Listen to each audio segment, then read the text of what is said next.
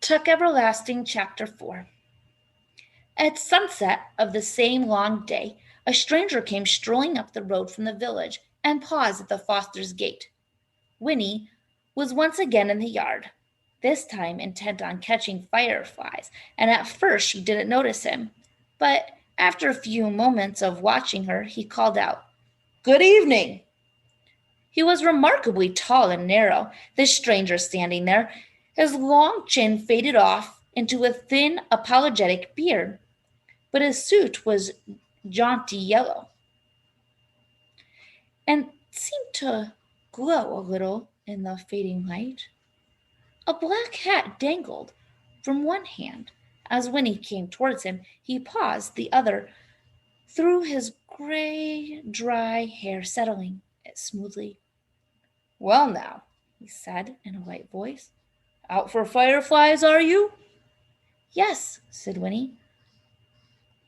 "A lovely thing to do on a summer evening," said the man richly. "A lovely entertainment. I used to do it myself when I was your age. But of course that was a long, long time ago." He laughed, gesturing in self-depreciation with long, thin fingers. His tall body moved continuously. A foot tapped, a shoulder twitched, and it moved in angles rather jerkily. But at the same time he had a kind of grace, like a well-handled marionette. Indeed, he seemed almost to hang suspended there in the twilight.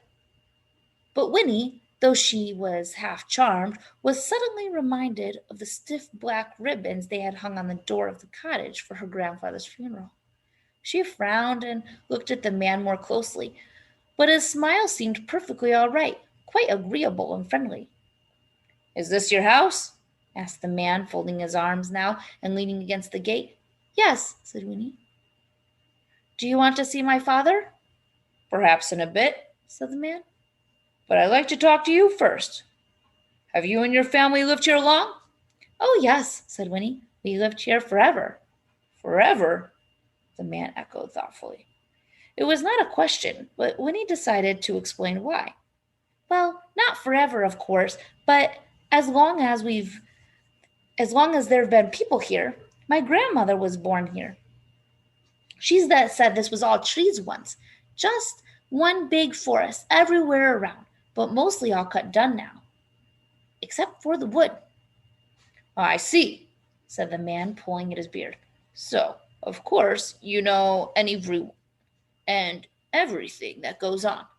"Well, not especially," said Winnie. "At least, I don't." "Why?" The man lifted his eyebrows. "Oh," he said, "I'm looking for someone. A family." "I don't know anybody much," said Winnie with a shrug, "but my father might. You could ask him." "I believe I shall," said the man. "I do believe I shall." At this moment the cottage door opened, and the lamp glow that spilled across the grass. Winnie's grandmother appeared. "Winifred, who are you talking to out there?" "It's a man, Granny," she called back. "He says he's looking for someone." "What's that?" said the old woman. She picked up her skirts and came down the path to the gate. "What did you say he wants?" The man on the other edge of the fence bowed slightly. "Good evening, madame," he said. "How delightful to see you looking so fit." And why shouldn't I be fit?" she retorted, peering at him through the fading light. His yellow suit seemed to surprise her, and she squinted suspiciously. "We haven't met, that I can recall. Who are you? Who are you looking for?" The man answered neither of these questions. Instead, he said, "This young lady tells me you've lived here for a long time, so I thought you would probably know everyone who comes and goes." The old woman shook her head. "I don't know everyone," she said, "nor do I want to, and I don't stand outside in the dark discussing such a thing with strangers. Neither does Winifred. So—" Then she paused, for through the twilight sounds of crickets and sighing trees, a faint surprise, a wisp of music came floating to them, and all three turned toward it, toward the wood. It was a twinkling little melody, and in a few moments it stopped. "My stars!" said Winnie's grandmother, her eyes round. I do believe it's come again after all these years. She pressed her wrinkled hands together, forgetting the man in the yellow suit. Did you hear that, Winifred? That's it. That's the elf music I told you about. Why, it's been ages since I heard it last. And this is the first time you've ever heard it, isn't it? Wait till we tell your father. And she seized Winnie's hand and turned to go back inside the cottage. Wait, said the man at the gate, and he stiffened as his voice was eager. You've heard that music before, you say? But before he could get an answer, it began again, and they all stopped to listen. This time it tinkled its way faintly through the little melody 3 times before it faded. It sounds like a music box, said Winnie when it was over. Nonsense, it's elves, crowded her grandmother excitedly. And then she said to the man at the gate, You have to excuse us now.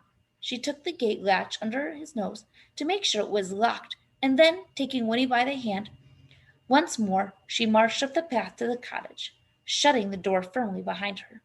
But the man in the yellow suit stood, tapping his foot in the road for a long time alone, looking at the wood. The last strains of sunset had melted away, and the twilight died too.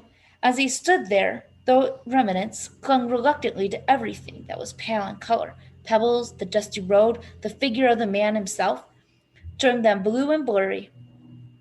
Then the moon rose. The man came to himself and sighed. His expression was one of intense satisfaction, but he put on his hat, and in the moonlight his long fingers were graceful and very white. Then he turned and disappeared down the shadowy road, and as he went he whistled very softly, the tinkling little melody from the wood.